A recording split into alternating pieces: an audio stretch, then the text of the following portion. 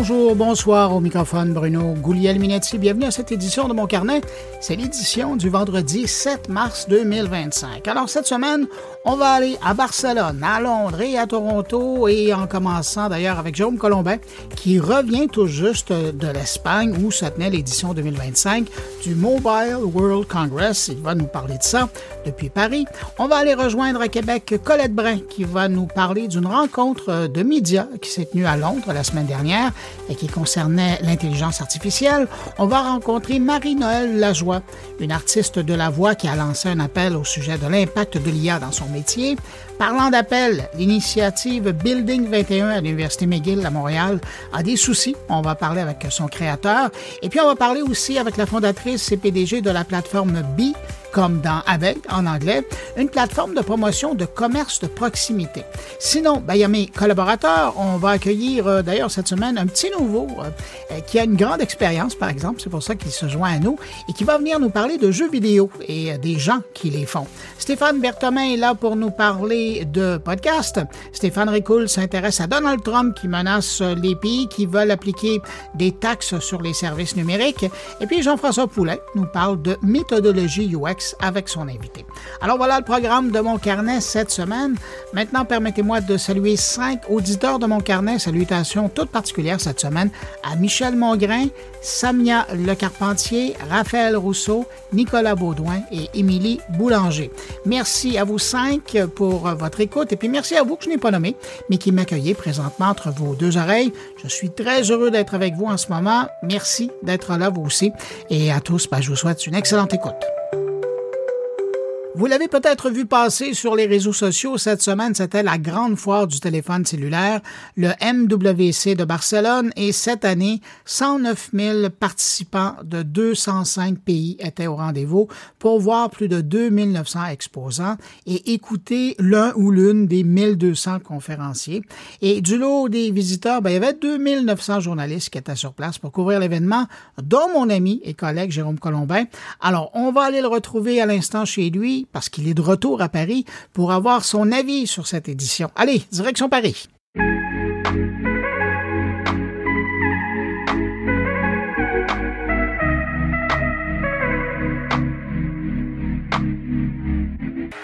Jérôme Colombin à Paris, salut. Salut Bruno Guglielminetti à Montréal. Revenu de Barcelone. Bien rentré, absolument. Ouais. Les valises n'étaient pas trop pesantes?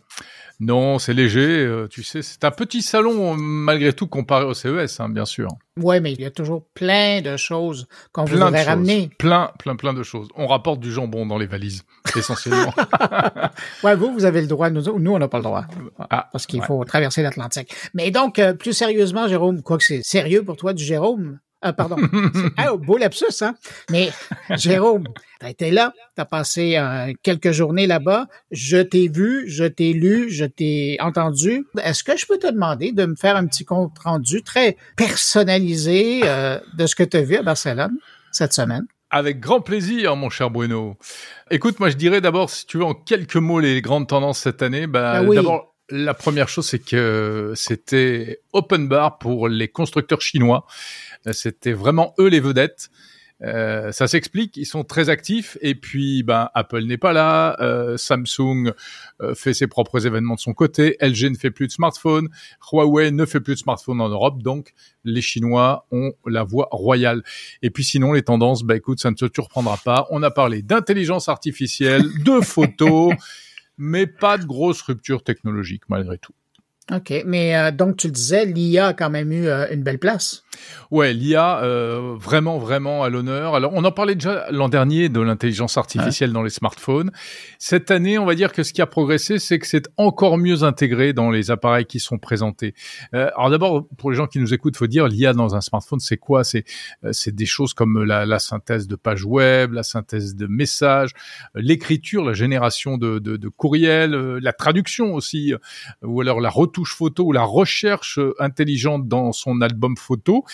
Et cette année, on franchit un nouveau cap parce que ce que nous promettent les fabricants, c'est d'aller encore plus loin avec les fameux agents IA. qui prendront la main complètement demain sur nos smartphones. C'est-à-dire que aujourd'hui, eh bien, on lance encore des applications, on lance son navigateur, on lance Google, on lance son TripAdvisor, son Amazon, etc. pour faire des choses très spécifiques.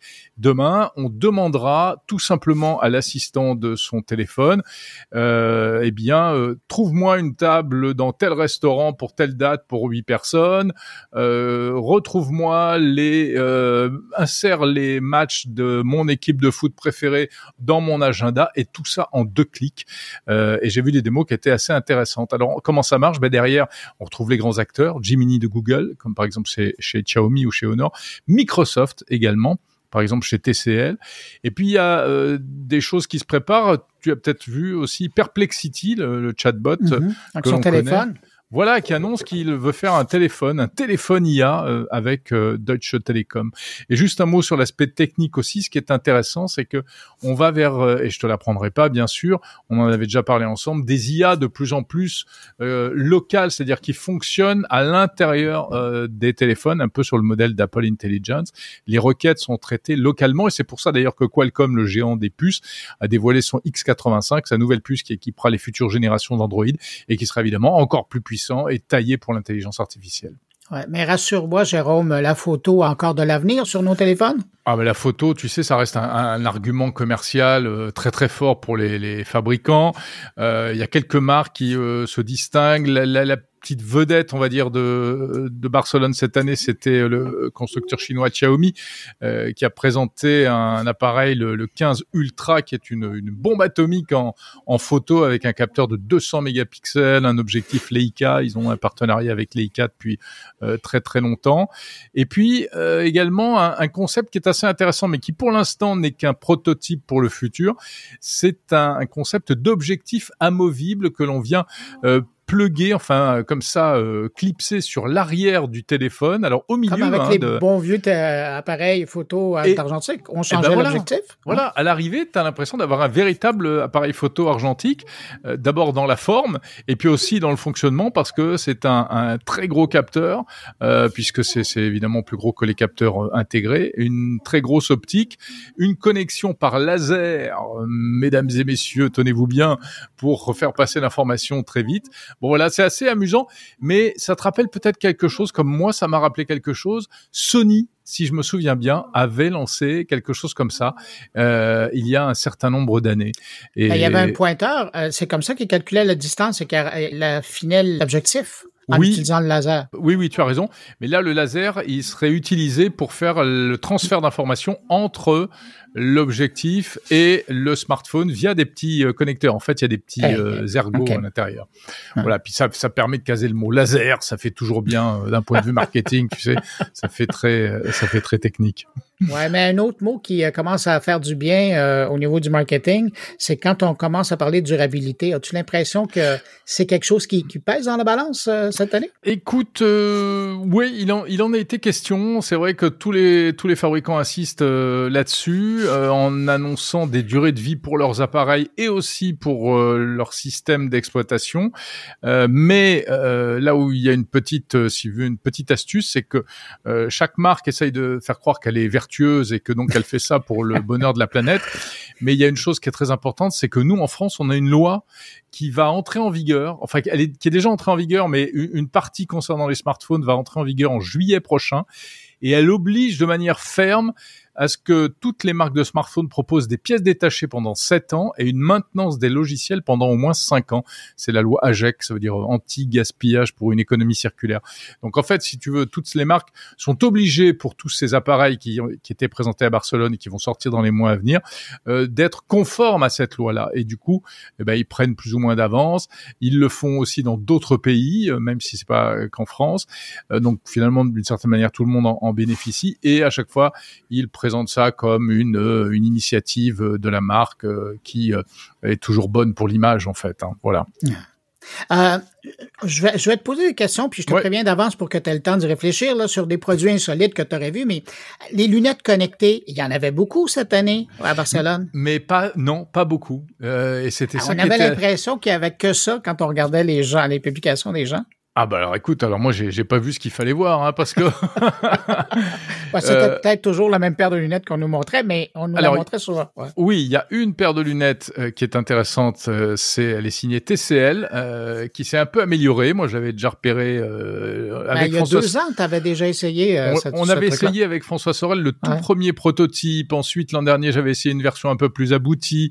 Donc c'est des lunettes qui peuvent, par exemple, quand tu discutes avec quelqu'un, ça fait de la traduction simultanée et ça t'affiche la traduction sous forme de sous-titres comme ça devant les yeux. C'est pas mal. Bon, tester ce genre de produit sur un salon, c'est toujours une catastrophe parce que la connexion Internet ne marche pas, il y a trop de jeux, perturbations, etc.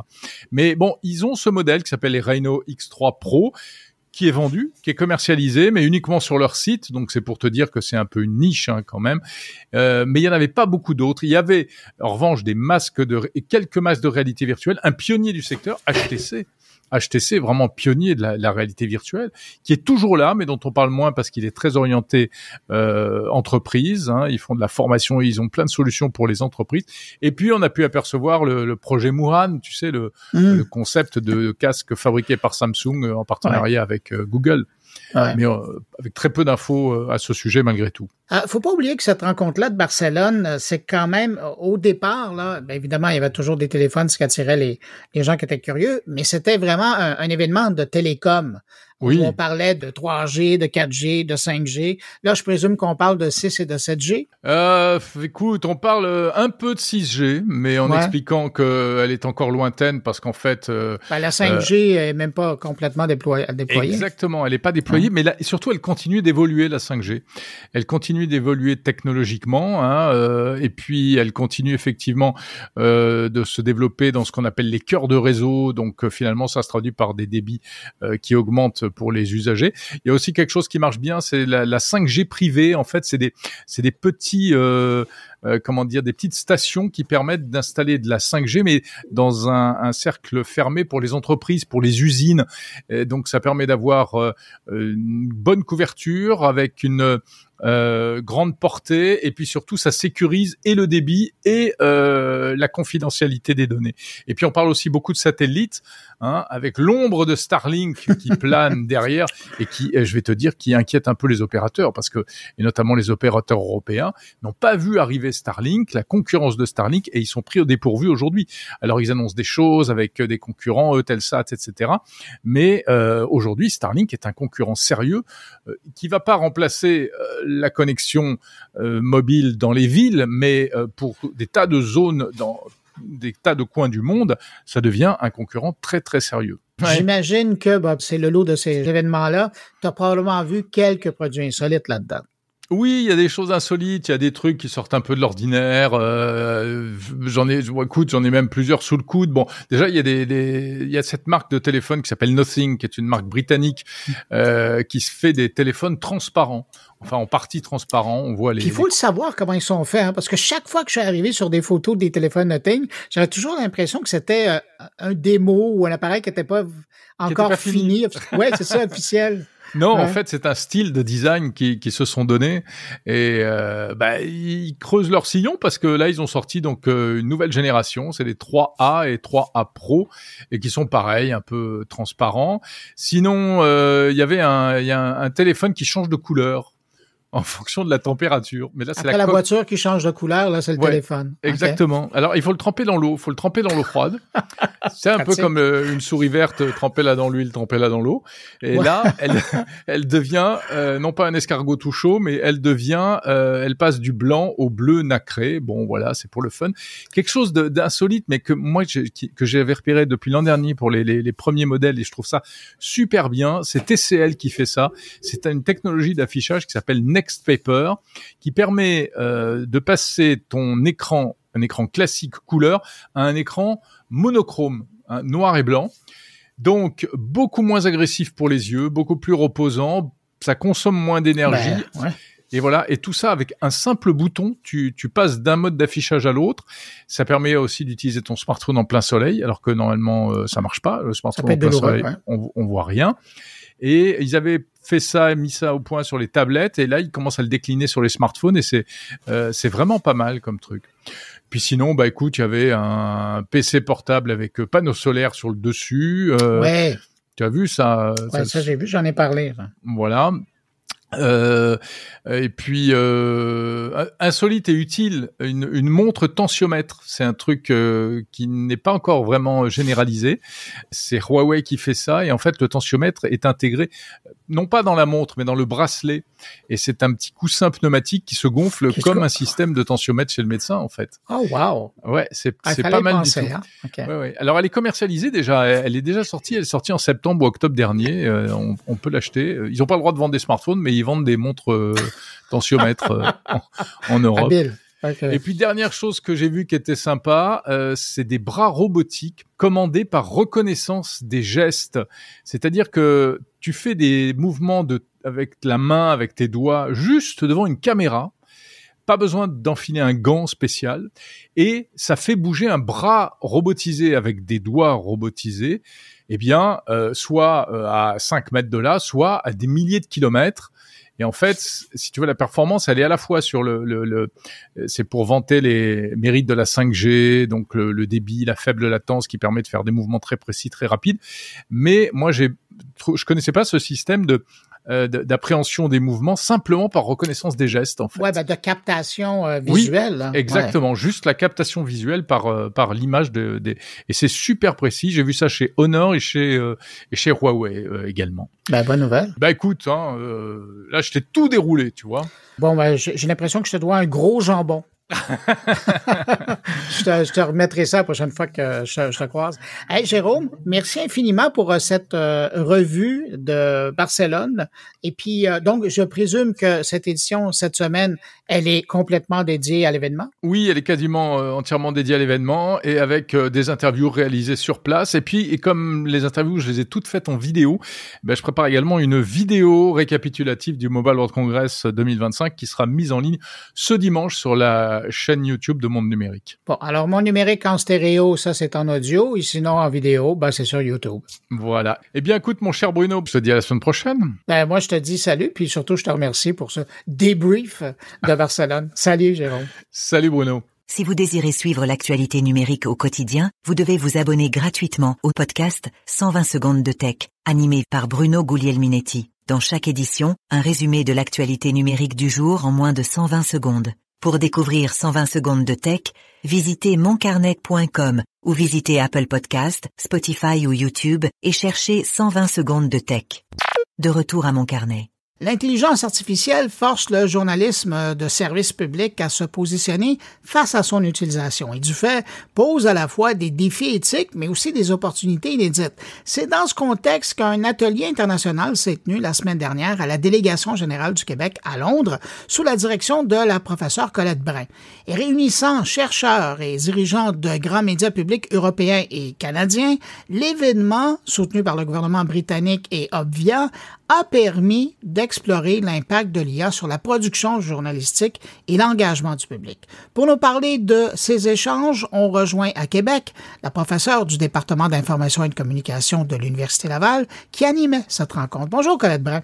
Bonjour. Colette, c'est quand même pas banal d'avoir tous ces gens-là autour de la place pour voir comment l'IA maintenant impacte leur travail de journalisme. D'où vous est venue cette idée-là? En fait, j'avais déjà un projet de recherche en cours avec Radio-Canada et je fais partie de l'Obvia, qui est que vous connaissez, je pense, Observatoire international sur les impacts sociaux de l'IA et du numérique. Donc, c'est des chercheurs de différentes disciplines, puis on fait de la recherche, mais aussi on fait beaucoup de veille, puis beaucoup aussi d'interventions, de recommandations auprès des décideurs, auprès des milieux de pratique. Donc, c'est vraiment de la recherche appliquée en partenariat, tout ça. Donc, c'est dans ce cadre-là que je travaillais avec Radio-Canada sur un modèle qui ressemble beaucoup à ce que fait, qui s'inspire un peu de ce que fait la BBC. Et on a eu en fait un contact avec le consulat britannique. Donc, il y a un attaché scientifique, c'est ça la diplomatie scientifique. Ouais. Là, ils cherchent beaucoup à favoriser des collaborations internationales, puis permettre à des gens de se rencontrer, surtout depuis la pandémie. Là, on est très, très contents qu'on a la chance de se rencontrer en personne. Donc, on s'est rencontrés le 26 février à la délégation du Québec à Londres, donc dans un très bel environnement, très sympathique. Puis, on était une douzaine de personnes, donc des chercheurs de différentes disciplines, des gens plutôt des sciences sociales et humaines, des gens plutôt de génie logiciel, et des gens justement qui interviennent ou qui développent des produits ou des outils IA dans les médias de service public. Donc, on s'est concentré sur les pays francophones de l'Europe, la France, la Belgique, la Suisse et bien sûr des gens de la BBC et du Royaume-Uni. Donc, puis en fait, à travers nos contacts avec Radio-Canada, on connaissait un peu des initiatives en Europe. Ils sont pas mal plus avancés. Hein? Ben, c'est sûr que ça allait être ma prochaine question. Les diffuseurs publics en Europe, ils ont l'avantage d'être plus proches géographiquement les uns des autres. Et il y a des collaborations, il y a des échanges. Pour Radio-Canada, ils font quand même partie d'un réseau de médias francophones publics. D'ailleurs, Dani Meloul de Radio-Canada est maintenant présidente de cette association-là. Mais le financement aussi de Radio-Canada, je pense qu'on le sait, là, est beaucoup plus faible, surtout que la BBC, là, qui est vraiment un géant. Là. Ils se plaignent de compression à la BBC, mais ça n'a pas grand-chose à voir avec ce qu'on connaît ici. Donc, c'était vraiment une occasion de rassembler tous ces gens-là et de parler aussi à travers parce qu'un grand défi, je pense, dans les initiatives d'IA, c'est de trouver un peu un langage commun que autant les ingénieurs logiciels, les gens qui utilisent les outils, les usagers, hein, parce que les journalistes sont aussi les usagers de ces outils-là, le grand public, et bon, dans mon cas et d'autres, des chercheurs plutôt des sciences humaines et sociales, donc de permettre à tous ces gens-là de se mettre ensemble et de discuter de ces outils-là et de se comprendre, en fait. Et ça marche étonnamment bien, en fait, quand on a les bonnes personnes qui sont intéressées par ces questions-là et qui ont l'habitude de ces conversations-là. Donc, ça a été, je pense, très fructueux. C'est une première étape dans ce que j'espère sera une série d'ateliers du genre. Donc, on va produire un livre blanc pour le gouvernement britannique qui nous a financé, puis on va publier en français sur le site de l'OBIA, donc tout ça sera accessible. Et l'objectif aussi, c'est de mettre au service, je dirais, d'autres médias, les innovations qui sont faites dans le service public, parce que le service public, les médias de service public ont ce rôle-là. Ils ont plus de stabilité financière, ils ont plus de moyens, et c'est leur rôle aussi de développer d'innover, en fait, de faire de l'innovation responsable dans le domaine des médias, et ils sont tenus à plus de transparence, etc. Donc, ce que j'espère, c'est que ça peut donner des idées à des médias qui ont peut-être pas les mêmes moyens. Et dans les initiatives dont on a discuté, on a parlé aussi des initiatives collaboratives qui visent à développer de l'expertise interne, donc à être moins dépendant des grandes plateformes et des fournisseurs de services commerciaux. C'est toujours le problème hein, avec dans les questions de distribution des contenus en ligne. Hein, on connaît bien la dépendance des médias d'information à l'égard des plateformes de médias sociaux et maintenant des plateformes ou des entreprises, les fournisseurs d'outils LLM là, comme ChatGPT et autres. Alors, c'est toujours le risque, si on veut, c'est des outils qui sont très utiles, mais les médias de service public essaient de développer des outils à l'interne et une expertise à l'interne, ce qui n'est pas chose facile. Souvent, ce qu'on voit, c'est que l'expertise qui se développe à l'interne, les gens quittent et partent une start-up ou vont travailler au privé parce qu'il y a beaucoup plus d'opportunités d'innovation rapide et c'est aussi mieux payé. Donc, la capacité des médias de service public de maintenir cette expertise-là à l'interne n'est pas évidente. Et il y a aussi, bien sûr, toute la question des craintes, en fait, des craintes souvent légitimes des journalistes et surtout des journalistes, là, parce qu'on parle d'information, à l'égard de ces outils-là qui ne comprennent pas, qui ne maîtrisent pas. Et je dis pas ça de manière pour dénigrer, moi non plus, je ne comprends pas. Mais il y a une crainte, parce que c'est la boîte noire, hein, de qu'est-ce que la machine est en train de faire? Est-ce que moi, j'ai vraiment le contrôle sur la décision? Quels sont ses billets? Oui, et est-ce que moi, je peux vraiment intervenir puis prendre une décision éclairée avec cet outil-là ou est-ce que cet outil-là est en train de me remplacer aussi? Ça, c'est la grande crainte des travailleurs des domaines créatifs de dire, est-ce qu'on l'utilise, mais est-ce qu'on est en train de scier la branche sur laquelle on est assis? Donc, toutes ces questions-là ont été discutées avec des gens qui travaillent là-dessus depuis des années aussi. Ça a été vraiment très, très éclairant et je pense que ça a été une belle occasion pour tout le monde. Puis aussi pour les Européens de voir ce que Radio-Canada et nous, on est en train de faire. Alors, ce qui était peut-être un peu plus original, c'était cette initiative de développement en collaboration avec des chercheurs universitaires. Alors que le modèle plus typique, c'est de travailler avec des firmes privées qui sont plus réactives, qui sont plus rapides. Mais je pense que le pari qu'on a fait à l'Université Laval et à Radio-Canada, c'est de mettre ensemble deux institutions qui ont des missions de service public, là. Je dis pas que ça a été simple, conclure des ententes institutionnelles là, entre des bureaucraties comme ça, là, c'est long. Dans un environnement qui change rapidement. Mais on est très heureux de cette collaboration-là qui dure qui a commencé juste l'automne dernier, en fait. Là, c'est tout récent. Je suis curieux, vous avez mentionné que les Européens, en tout cas les médias de service public, semblaient, quand vous regardiez ça, plus avancés ou plus proactifs. Qu'est-ce qui est venu chercher votre intérêt dans ce que vous avez vu? Ben, en fait, simplement de connaître. On fait aussi un travail de veille dans un autre projet de recherche qu'on fait pour le ministère de la Culture et des Communications. Donc, on fait une grande recension des initiatives dans les médias en matière d'intelligence artificielle. Donc, il y a une grande diversité, bien sûr, d'initiatives, là. Celles qu'on connaît le plus sont probablement celles qui touchent à la détection ou la vérification, le fact-checking, la détection de manipulation et fact-checking. Donc, par exemple, en France, l'Agence France-Presse est extrêmement impliquée dans ce genre d'initiatives. Puis il y a des initiatives qui se font aussi, qui sont accessibles pour le public. Donc, il y a des outils qui sont un peu des démos, on va dire, qui sont pas aussi performants que ceux que les journalistes utilisent, mais qui permettent aux gens de jouer un peu avec les outils pour voir comment on utilise l'intelligence artificielle pour détecter, par exemple, un deepfake, une vidéo. Mais bon, ces initiatives-là sont très louables, pas peut-être tout à fait au point encore, là, c'est encore très jeune, tout ça.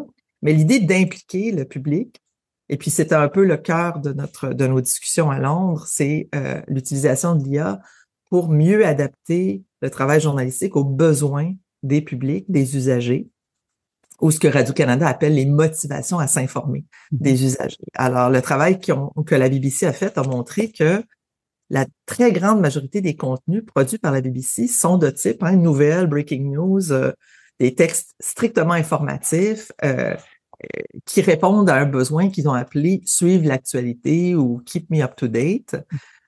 Mais c'est un besoin parmi d'autres. Donc, les gens sont à la recherche de contexte, d'explications, d'analyse, c'est ça? D'analyse, d'inspiration, même de divertissement, parce que l'information, ça peut divertir aussi, et de perspective.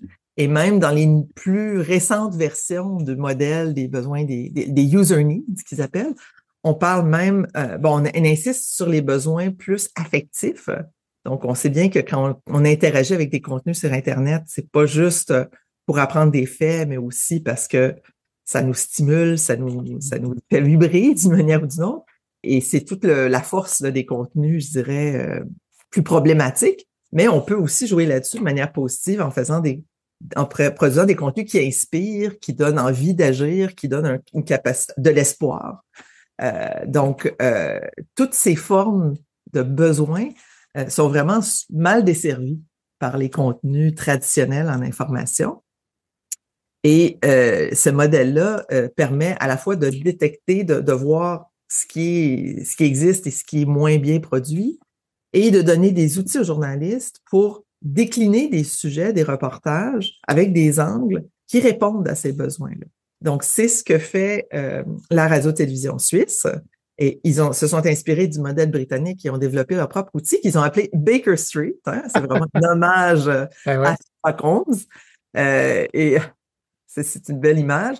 Et donc, c'est un outil qui part d'une analyse des contenus et des interactions des usagers avec les contenus et qui donne, à travers un chatbot, un agent conversationnel, qui permet aux journalistes de trouver des idées d'angles de reportage. Donc, ça fait partie des usages de l'IA, qu'on peut utiliser l'IA pour explorer, pour faire du brainstorming, pour trouver d'autres idées. Mais là, c'est vraiment à partir d'une base de données fermée, les contenus de la RTS, et qui permet, et ça fait quelques années que ça se fait, y compris dans des stations régionales, uniquement dans le réseau francophone, et ça va être déployé dans le réseau allemand de la SSR, là, qui est la grande maison de radiodiffusion publique suisse.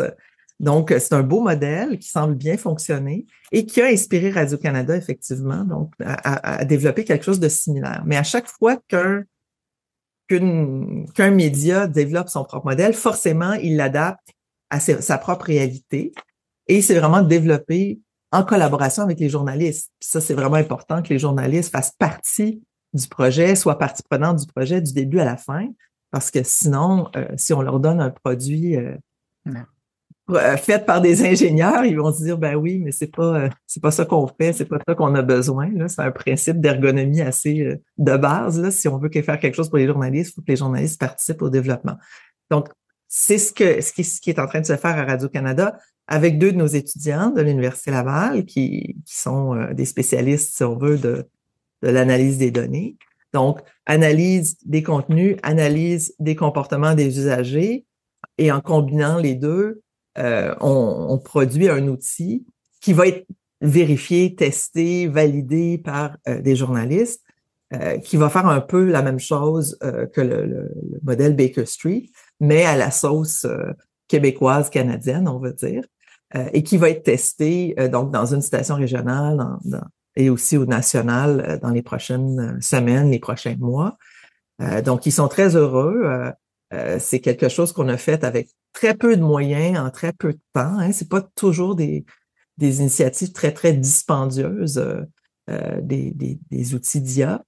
Et surtout, ce que j'espère, c'est qu'il y aura une certaine...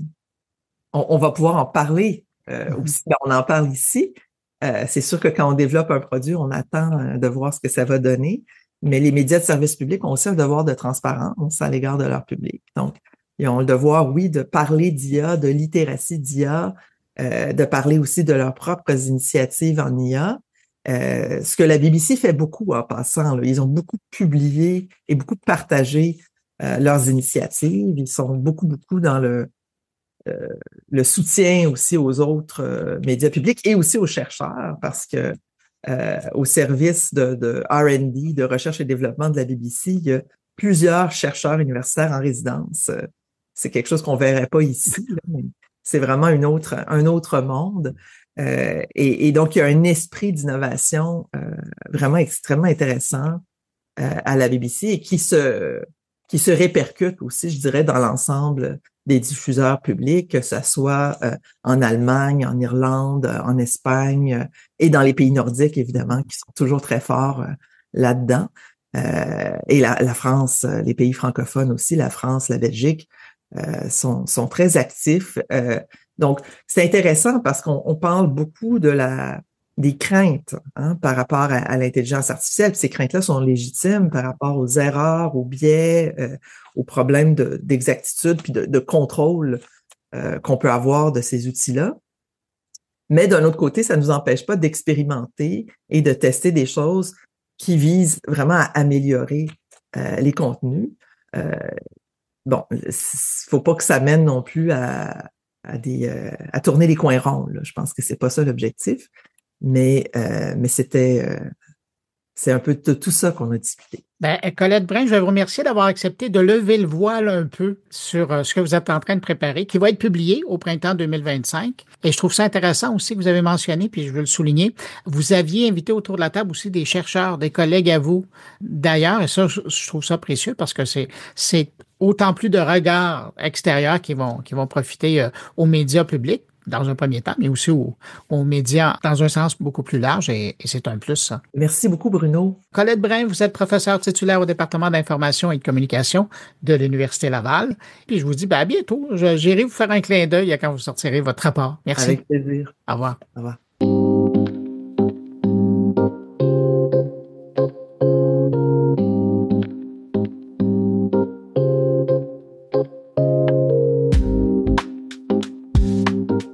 En fin de semaine dernière, je suis tombé sur le texte d'une artiste de la voix qui publiait sur LinkedIn, notamment, ce que je pourrais appeler un cri du cœur face à la menace de l'IA dans sa profession. Je vous lis un extrait de sa publication. « Ça fait plus de 25 ans maintenant que j'évolue dans le milieu de la narration et que je suis à même de constater son évolution. Ça fait plusieurs années qu'on parle de l'IA, de sa dangerosité et de la vigilance dont nous, artistes de la voix, devons faire preuve pour lui donner sa juste place sans lui permettre de toute la prendre. Aujourd'hui, j'ai encore reçu une offre pour prêter ma voix à un programme d'entraînement de l'intelligence artificielle. » Et là se termine la citation. J'ai voulu porter plus loin son message et surtout comprendre sa réalité. Et je l'ai donc invité pour qu'elle nous parle de cette nouvelle réalité dans laquelle les artistes de la voix doivent maintenant travailler. Bonjour Marie-Noëlle Lajoie. Bonjour Bruno, merci de l'invitation aujourd'hui. Merci d'avoir accepté l'invitation. La semaine dernière, vous avez écrit un billet sur LinkedIn. Ça m'a accroché les yeux parce que j'avais l'impression de lire un cri du cœur de quelqu'un qui utilise sa voix comme un instrument. Ben, c'est un peu ça aussi. En fait, ce qui a déclenché cette espèce de billet-là, cette publication-là que j'ai fait sur LinkedIn, c'est que j'ai reçu, comme j'en reçois souvent, une invitation pour participer à un projet où ce qu'on me demandait, en fait, c'est de prêter ma voix pour entraîner un modèle d'intelligence artificielle. C'est pas la première fois que je reçois ce type d'invitation-là, mais là, ce qui m'a fait me poser vraiment beaucoup de questions, puis ce qui m'a fait un peu capoter, disons-le, c'est de voir le nombre de personnes qui avaient déjà répondu à cette offre-là alors que je venais de la recevoir. J'ai vu qu'il y avait 867 personnes qui avaient postulé pour cette publication-là. Et là, je me suis dit, mais ça n'a pas de bon sens. Comment est-ce que ces personnes-là peuvent prétendre être des artistes de la voix puis être prêts à se vendre carrément, tu sais, puis à vendre leur identité sonore en échange d'un chèque unique pour une entreprise qui, ultimement, va les faire disparaître. Peu importe le montant en bout de ligne qu'on va empocher, il y a des entreprises qui vont s'en mettre plein les poches pendant des années et des années. On vend notre identité, ça n'a pas de bon sens. Ça n'a pas de bon sens. Ben, c'est exactement pour cette raison-là qu'il y a des acteurs à Hollywood qui sont sortis dans la rue pendant des mois et des mois parce que eux voulaient pas qu'on utilise son image. Puis par la suite, il y a évidemment des gens qui se sont rendus compte que c'était aussi la voix et c'est ça qui vous préoccupe.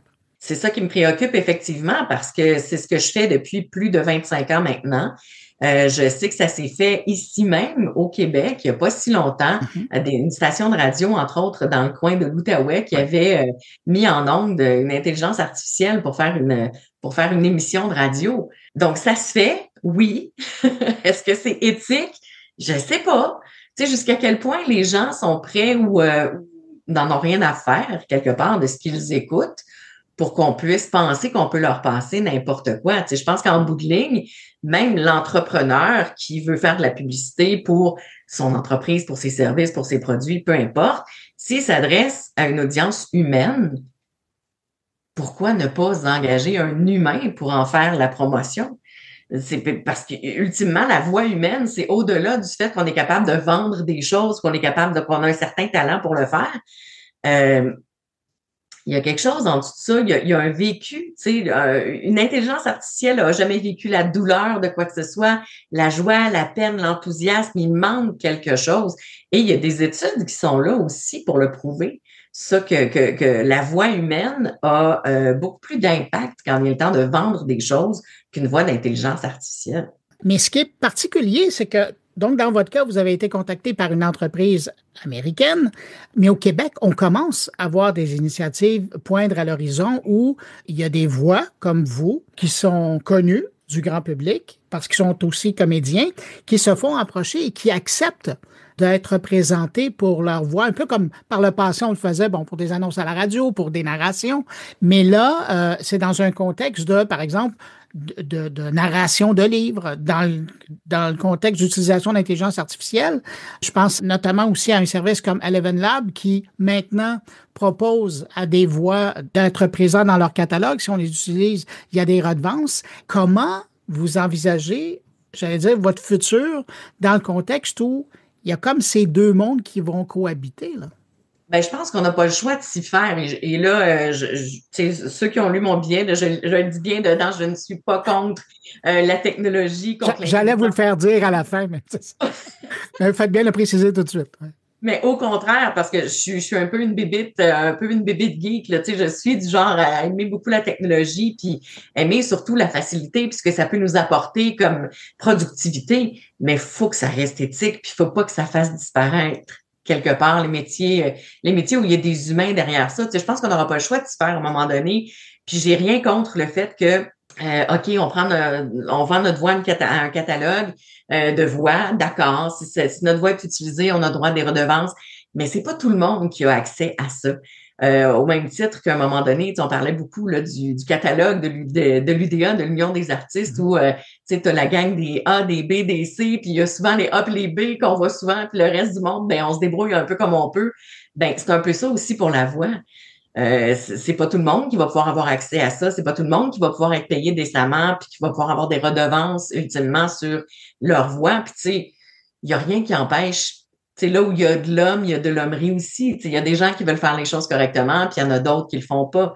C'est un peu le Far West, mais c'est un peu ça pour tous les métiers de la création. Tu sais, il y a pas, l'UDA fait son gros possible pour protéger ses acteurs puis ses acteurs de voix.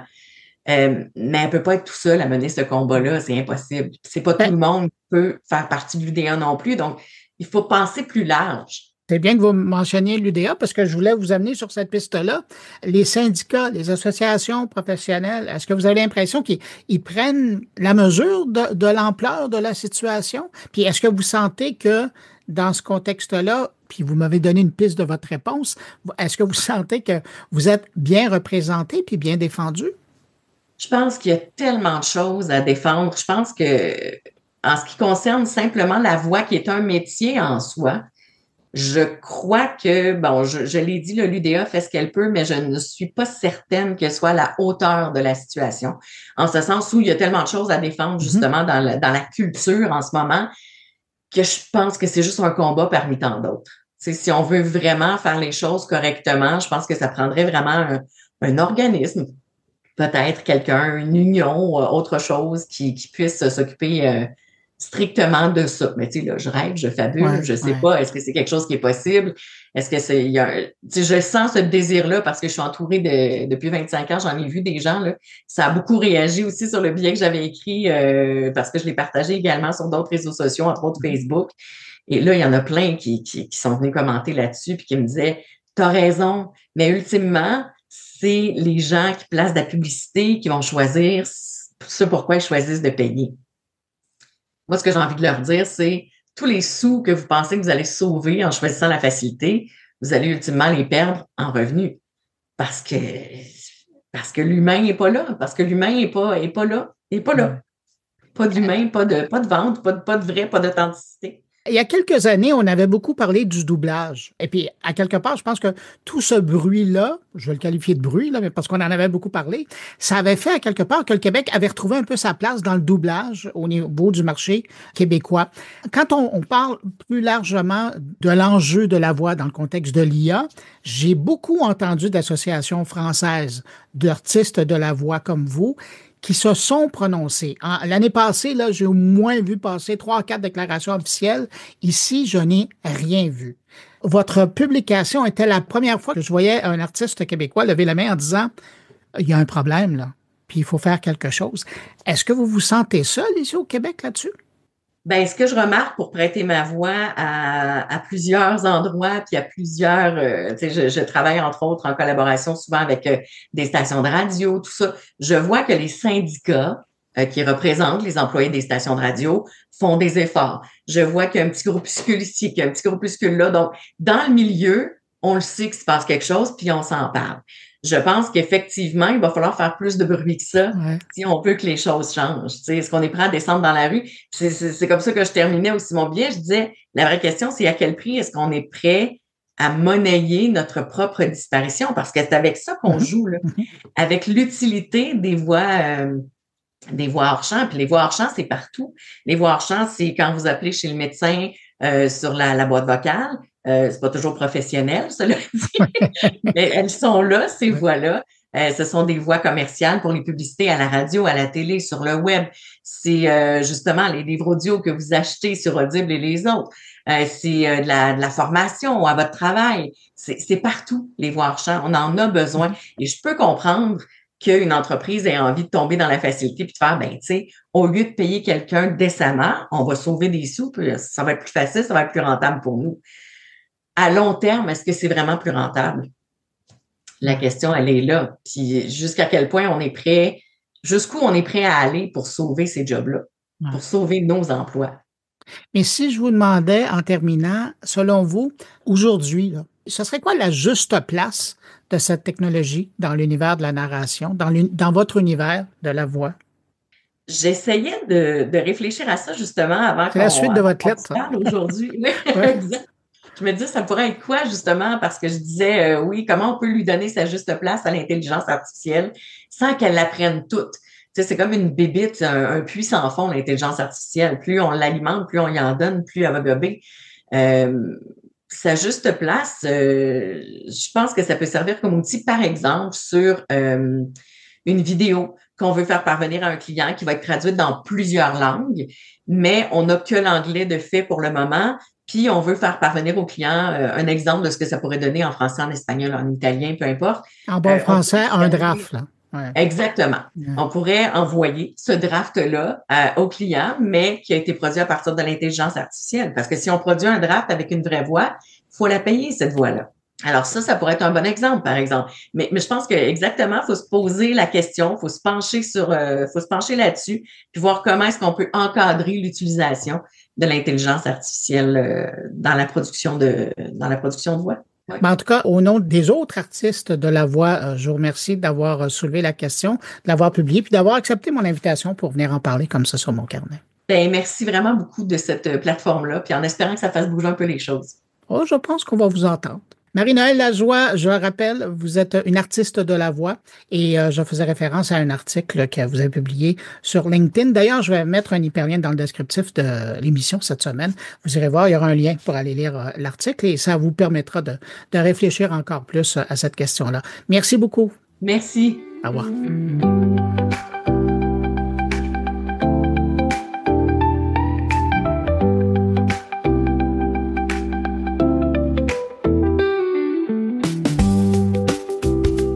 Cette semaine, le directeur du département des littératures de langue française, de traduction et de création à l'Université McGill lançait un appel pour sauver Building 21, un espace d'innovation à McGill qui est victime de la crise budgétaire de l'université.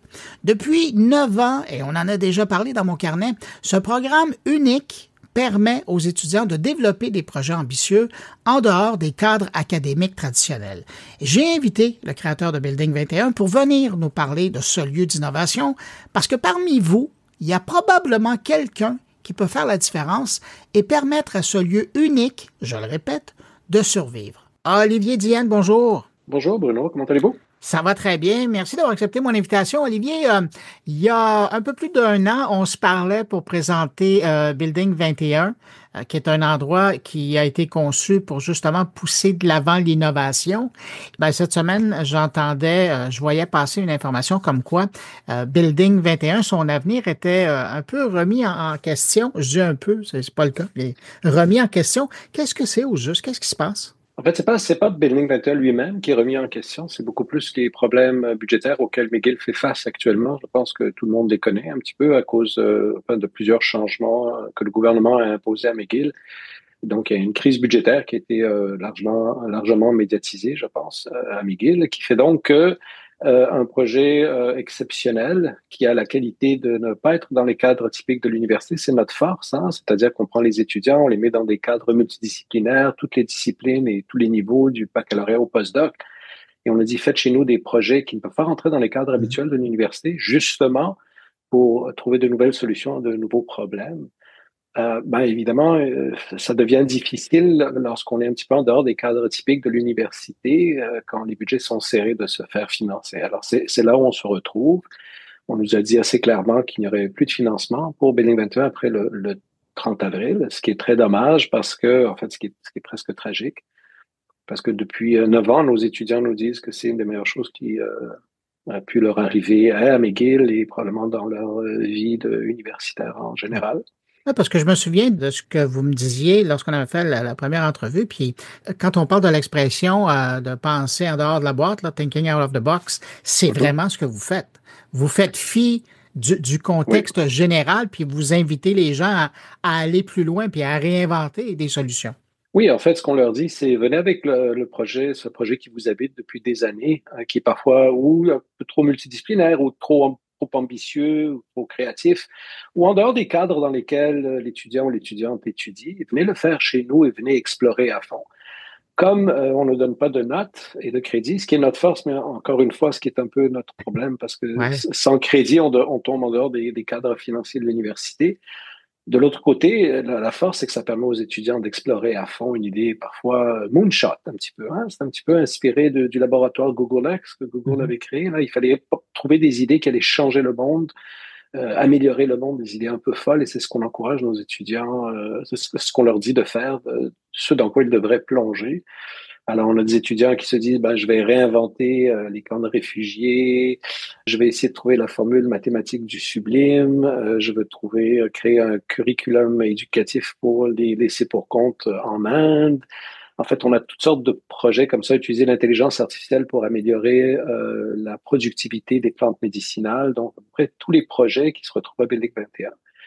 Et nos étudiants qui en sont sortis, ils se sont retrouvés dans les plus grandes universités du monde, Oxford, Cambridge, MIT, Harvard, l'École normale supérieure, etc. C'est un grand succès qui, en fait, est menacé de mourir.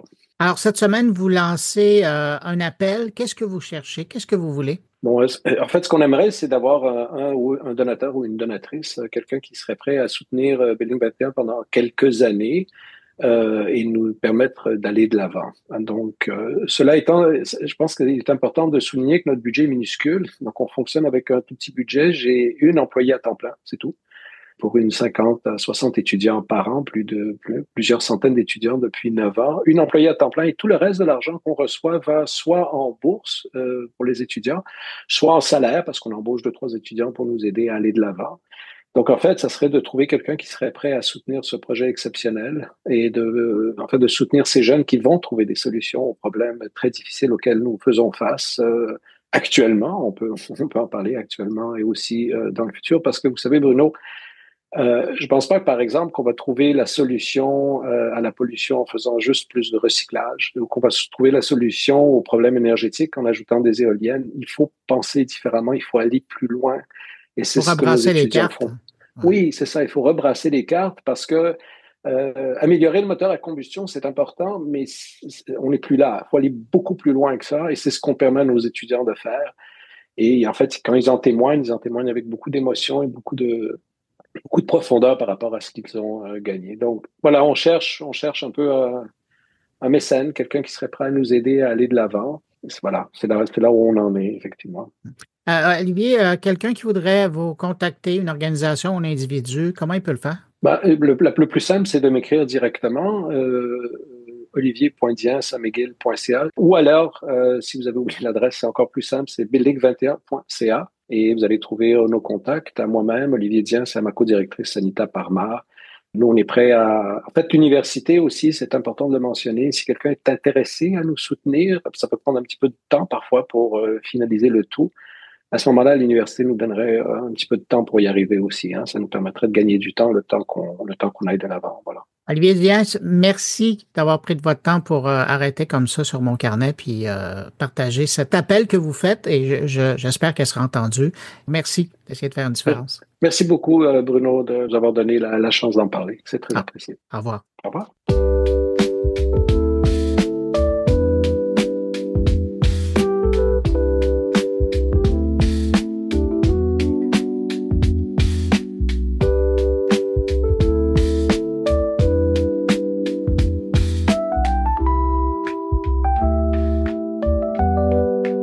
Place maintenant à une entrepreneur qui a créé la plateforme BI. Bee comme dans abeille en anglais. Bee, c'est une plateforme dynamique de mise en contact pour les entreprises locales, comparable, et c'est ce qu'on dit, au panier bleu, mais axé sur les services plutôt que les produits. Et là s'arrête la comparaison avec le panier bleu.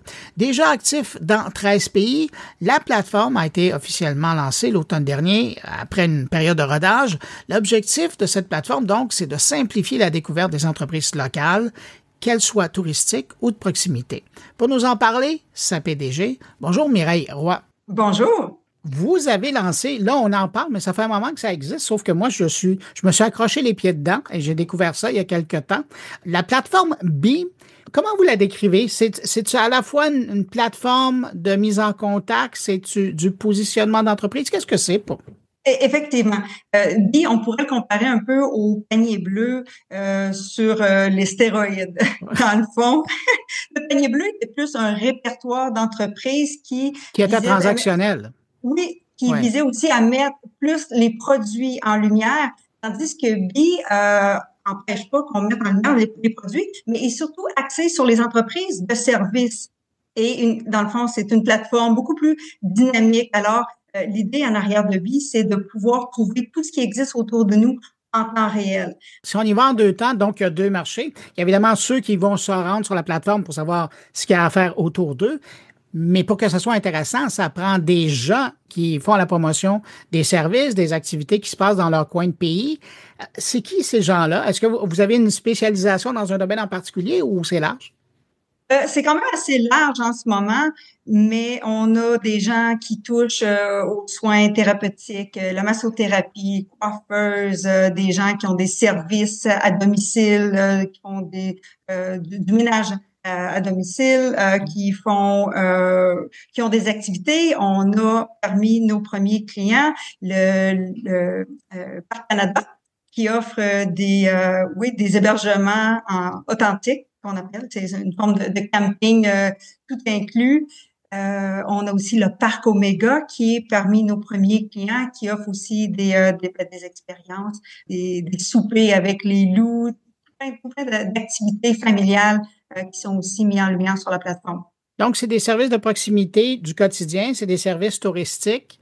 Puis si je tourne la table de côté, ça veut dire que vous visez qui comme public? Qui vous invitez à aller sur la plateforme pour aller voir les services? Tous ceux qui ont envie d'encourager les entreprises locales, qui ont envie de les supporter, qui ont envie d'avoir une facilité à les trouver. C'est vraiment l'objectif de la plateforme, c'est d'offrir une visibilité instantanée sans avoir à bâtir une audience. On offre une visibilité à nos entreprises locales. Et là, bon, moi, quand je l'ai vu, ce qui m'intéressait, c'était égoïstement, c'était de regarder ce qui était disponible au Québec. Mais est-ce que vous passez les frontières du Québec?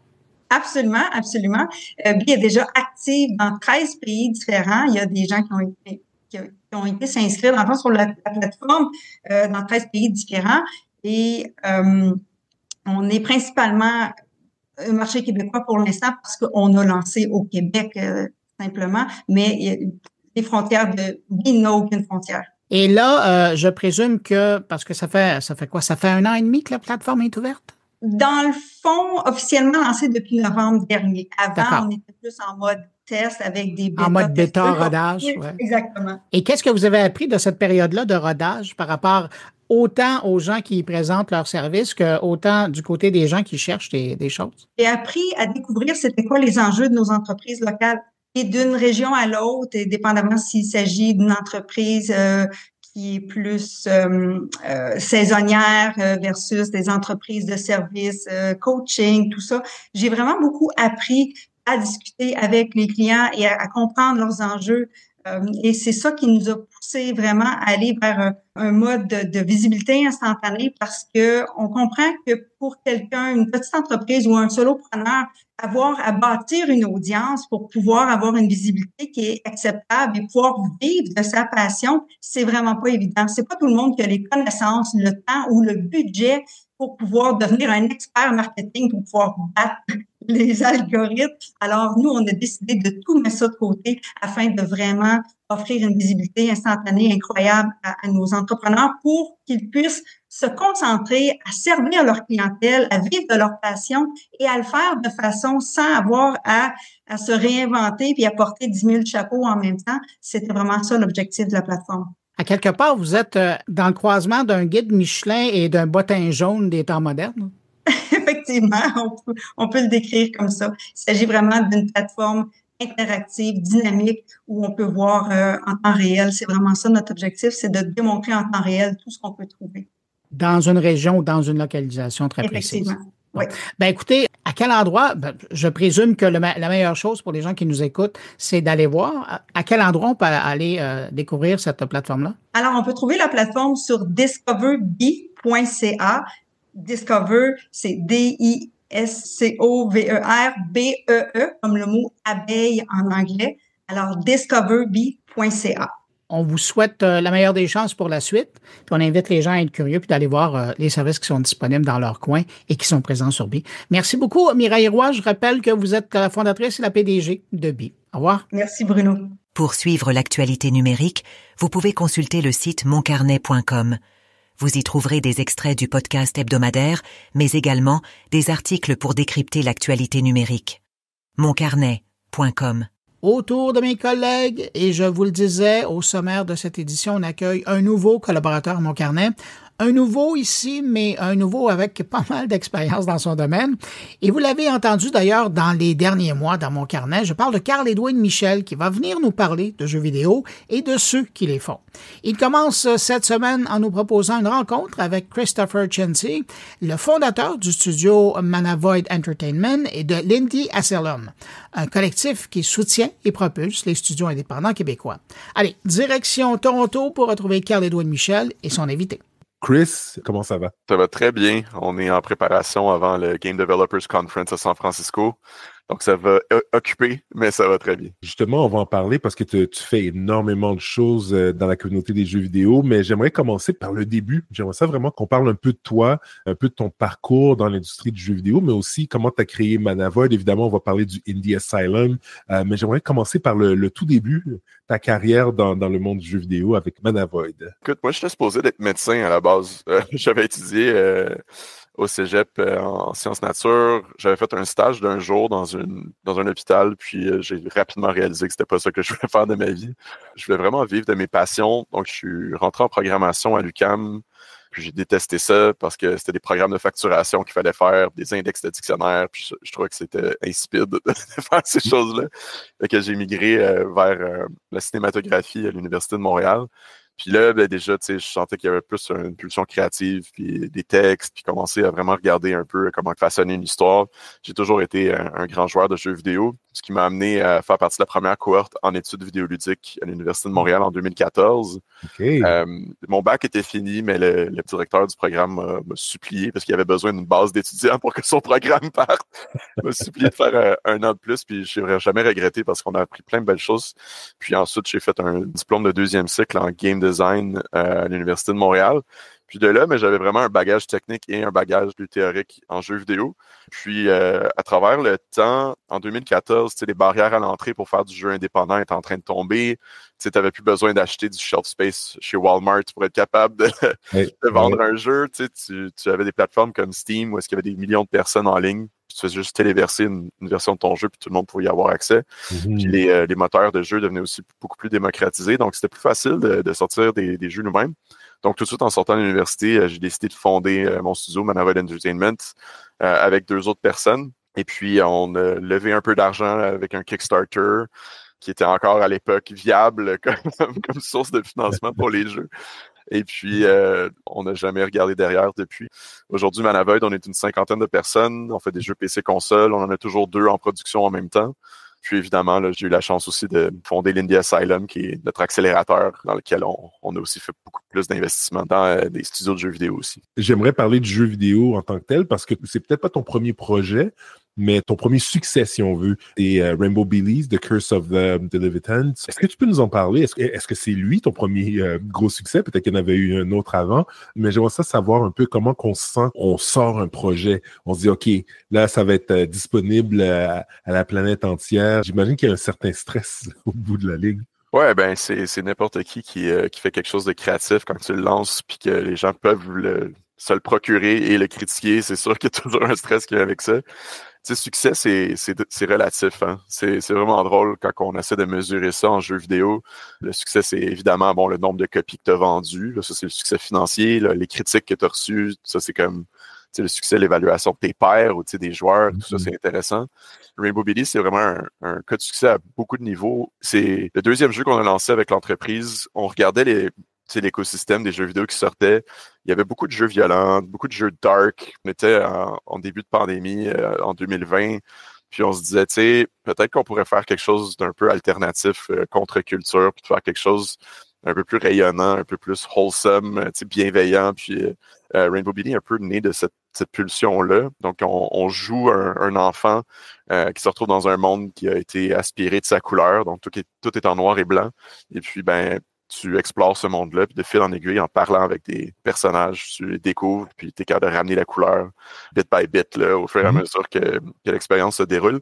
Donc, on est vraiment fiers du résultat. Au bout du compte, on a eu des centaines de milliers de gens qui ont joué au jeu. On a eu des super belles critiques, autant sur Metacritic, sur toutes les plateformes. Je pense qu'on est à 80 plus de Metacritic. Puis sur Steam, je pense qu'on est encore au-dessus de 90% positif. Wow.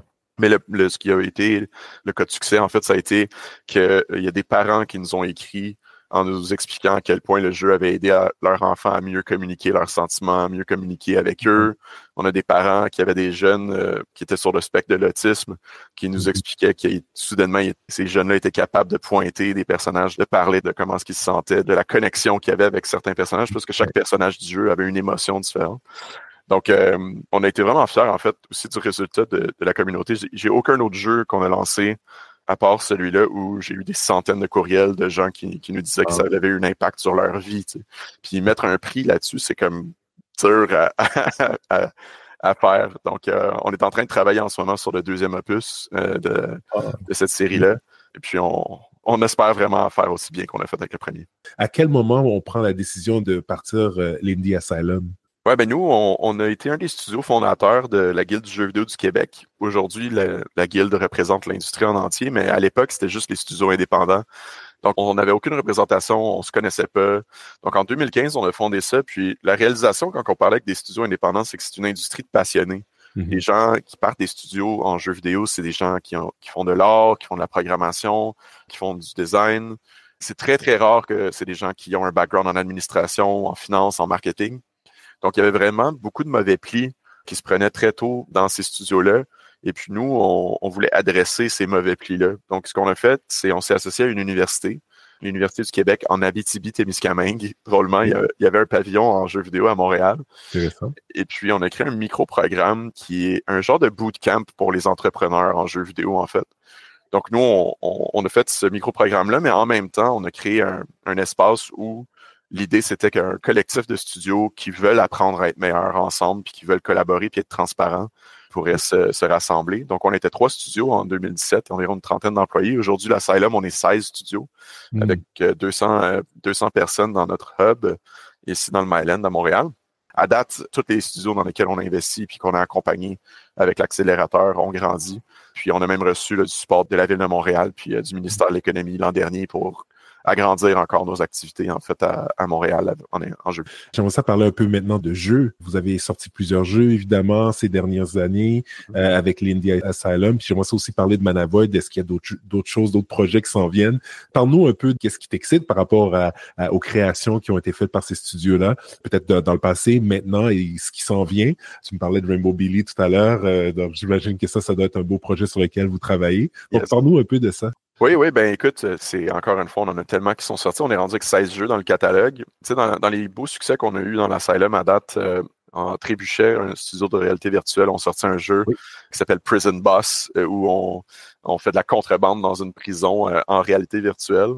Donc, ce jeu-là a vendu plusieurs centaines de milliers de copies. Puis le deuxième opus est en train de se lancer là en avril. On est vraiment excités là, de voir les résultats de celui-là. On a Low Birth Games qui ont sorti un jeu qui s'appelle This Bed We Made, où on joue une femme de chambre dans un hôtel qui tombe sur un genre de meurtre et mystère. Donc, elle commence à fouiner dans les chambres pour être capable de découvrir qu'est-ce qui est en train de se passer.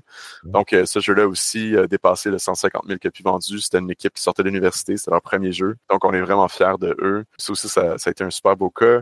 On a Two Falls, qui est un jeu narratif où on présente les premières rencontres entre les Autochtones puis les Français sur le territoire canadien dans le 17e siècle. Donc, c'est un drame interactif. Donc, ça se joue comme un film. Donc, c'est vraiment, on prend la manette, on est immersé dans les forêts canadiennes dans le 17e siècle. On a utilisé des acteurs connus québécois et autochtones pour être capable de bien livrer aussi ces histoires-là. On a travaillé énormément avec les communautés autochtones, justement, là, pour être sûr de bien faire les choses en parlant de cette culture-là.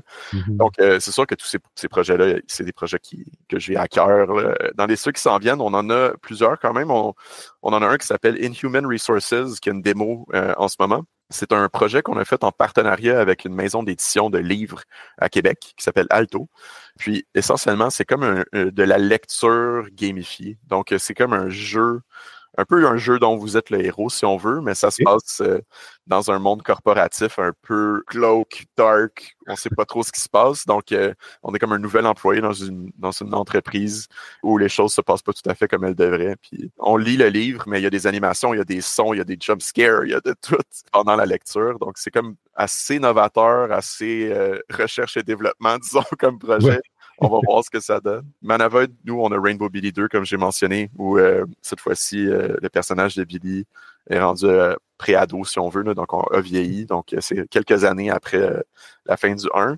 Un peu la technique Harry Potter, là, comme le premier film tout enfant, puis là, au fur et à mesure que ça va, notre auditoire va grandir avec les jeux. Et puis, on en a un, moi je viens de Terre-Neuve, donc je suis vraiment fier de celui-là, là, mais c'est un projet où on suit le régiment de Terre-Neuve durant la Première Guerre mondiale. Donc, c'est l'équipe qui ont fait Two Falls. Donc, c'est un drame interactif où ce régiment-là, en fait, s'est retrouvé à Gallipoli, puis ensuite a libéré 4 villes en France, puis ils ont érigé des statues à leur effigie. C'était le régiment Caribou, c'est ça le blason qu'il y avait. Puis aujourd'hui, on peut faire un pèlerinage pour aller dans ces villes-là en France puis en Belgique. Oh. Donc, c'est un régiment qui avait fait énormément de choses pendant la Première Guerre mondiale. Puis quand on pense à des Terre-Neuviens, c'est un petit peu comme des hobbits, là. Fait que c'est weird de les voir dans une situation de guerre. Donc, celui-là, je suis vraiment excité. Il est très, très joli comme jeu aussi, là. Donc, on a hâte de pouvoir commencer à montrer les premières images de ça.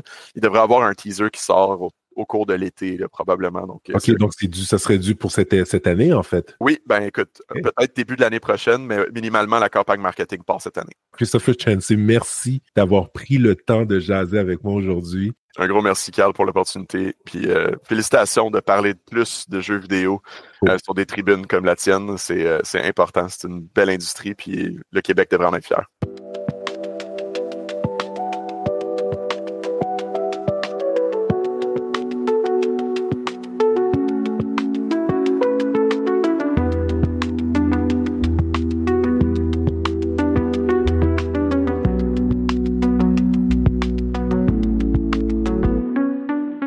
Autour de Stéphane Berthomet, le podcastologue lui-même, qui vient nous parler cette semaine des rendez-vous Radio-Canada Audio, une journée dédiée à l'univers de la balado qui avait lieu récemment à Montréal et qui a rassemblé plus de 300 passionnés. Bonjour auditrices et auditeurs de mon carnet, bonjour Bruno, Stéphane Berthomet qui vous parle pour la chronique du podcastologue, la chronique du podcast dans l'excellent balado Mon Carnet. Alors mon cher Bruno, je vais aujourd'hui te parler de cette journée à la maison de Radio-Canada Audio dédiée à l'univers audio et celui de la balado. Le 20 février dernier, donc s'est tenu les rendez-vous Radio-Canada Audio, un événement gratuit qui est offert aux passionnés de balado-diffusion et de contenu audio. Une animation très réussie de Jocelyn Lebeau qui a tenu la journée en grande partie sur la scène après un mot de bienvenue de Natacha Bercure, la directrice du secteur audio numérique. On a eu droit à une intervention très appréciée de Philippe Collin, l'animateur de plusieurs balados historiques à Radio France. Donc Philippe Collin qui est venu nous parler de son expertise, de son expérience de balado historique. C'était très intéressant parce que on découvrait un autre univers que celui qu'on connaît ici au Québec, un univers dans lequel on a une équipe de 10 personnes qui prépare un balado de 6 épisodes pendant près d'1 an. Donc on a eu le plaisir de voir que Philippe Collin a travaillé dans les conditions très très qualitatives, mais qui sont à l'égal du résultat. Je vous encourage à aller écouter ces balados. Je suis en train d'écouter sa dernière série qui est consacrée à l'affaire Dreyfus, une série passionnante parsemée d'archives, donc un excellent travail que Philippe Collin a partagé durant la journée Radio-Canada Audio. Il y avait aussi Olivier Bernard qui a animé une session de moments privilégiés. Alors les moments privilégiés, ce sont des rencontres entre les auditeurs, les auditrices qui s'intéressent à un sujet ou à un balado avec les animateurs et les réalisateurs. Il y en a eu plusieurs. Il y a eu celle d'Olivier Bernard et j'ai eu droit moi aussi à un moment privilégié avec le public en compagnie de mon réalisateur Cédric Chabuel. Dans les autres ateliers, justement, toujours Cédric Chabuel avec la narratrice Zoé Tremblay-Bianco et l'autrice Emmanuelle Pierrot, bien, ils ont parlé de la création d'un livre audio qui s'appelle La version qui n'intéresse personne, un livre audio dont Cédric a déjà eu l'occasion de me dire qu'il avait énormément apprécié ce projet. Il y a eu plusieurs échanges sur les statistiques qui ont été communiquées par l'Observatoire de la culture et des communications du Québec sur les habitudes de consommation de balado. Prune Letier, qui est chercheuse à HEC Montréal, a dévoilé une partie des résultats de son étude sur les enjeux de création, de production et diffusion de la balado dans le milieu culturel québécois. C'était vraiment une journée consacrée à la découverte des contenus, à l'échange sur l'univers de la balado. Il y a eu Perrine Kervan et la productrice Virginie Lacoste qui ont présenté le processus de création d'une fiction audio chez Arte Radio, une fiction qui s'appelle La chute de Lapinville, un projet très ambitieux de plus de 300 épisodes de 5 minutes chacun. Donc on a eu beaucoup d'exposés. Le point que je pourrais amener et que, à titre personnel, j'aimerais voir dans les prochaines éditions, c'est un format plus débat, des discussions sur certains des sujets qui animent l'univers de la balado. Alors peut-être que vous me voyez venir avec le fait de la vidéo et de l'audio dans la balado, mais aussi le sujet des statistiques, comment on compile les statistiques ou comment on mène à la promotion d'un bon balado, ou le sujet des métadonnées. J'aurais aimé entendre des gens peut-être dans des débats avec des avis différents pour avoir un échange d'idées un peu plus pointu. C'est pas tout à fait l'objectif visiblement de cette journée-là. Je me permets de donner mon grain de sel sur le sujet. Il reste quand même que cette journée des balados, ces rendez-vous RC Audio, est une réussite. On m'a fait savoir qu'il y avait eu plus de 300 personnes qui étaient venues durant la journée. Donc c'est quand même une journée qui a suscité un intérêt dans le milieu et c'est tant mieux. Un autre point dont je voulais vous parler avant de vous laisser, c'est que justement sur le milieu de la balado au Québec, eh bien les choses avancent. Une association du balado indépendant du Québec qui répond à l'acronyme ABIQ, donc ABIC, Association du balado indépendant du Québec, est née sous forme d'OBNL. Elle possède maintenant son propre groupe Facebook que vous pouvez aller rejoindre justement en recherchant le titre Association du balado indépendant du Québec. Cette association est en train de se structurer et une réunion, une rencontre de toutes celles et ceux qui font partie des créateurs, des créatrices, des producteurs, productrices de balado est prévue à l'occasion du prochain festival de la radio numérique à Gatineau. C'est à la fin du mois d'avril, si je me trompe pas. Alors voilà, je vous en donnerai des nouvelles de toute façon. Voilà, c'est la fin de cette chronique. Je vous remercie de l'avoir écouté. Je vous souhaite une très belle journée et je vous dis que l'audio soit avec vous.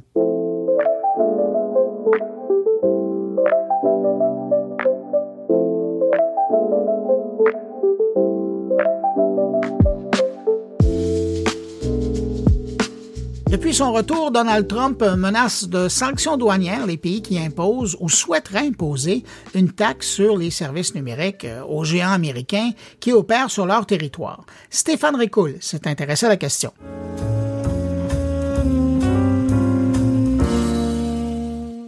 Depuis son retour à la Maison-Blanche, Donald Trump promet de renouer avec l'idée de sanctions douanières visant les pays qui prélèvent une taxe sur les services numériques.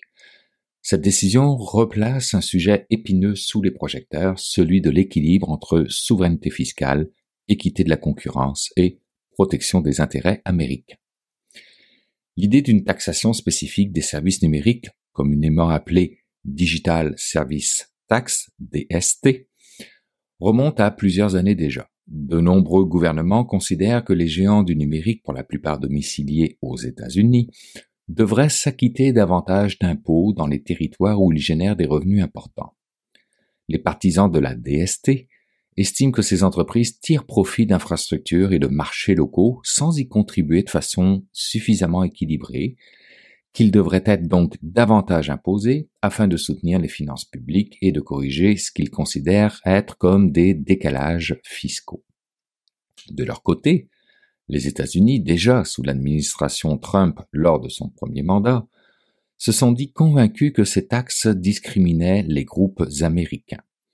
Et ce n'était pas différent sous la présidence de Joe Biden d'ailleurs, puisque les responsables du commerce américain avaient observé alors la progression de plusieurs taxes nationales appliquées en France, au Canada ou au Royaume-Uni, en Italie, en Espagne, en Inde ou encore en Autriche, exprimant souvent leur opposition à de telles initiatives.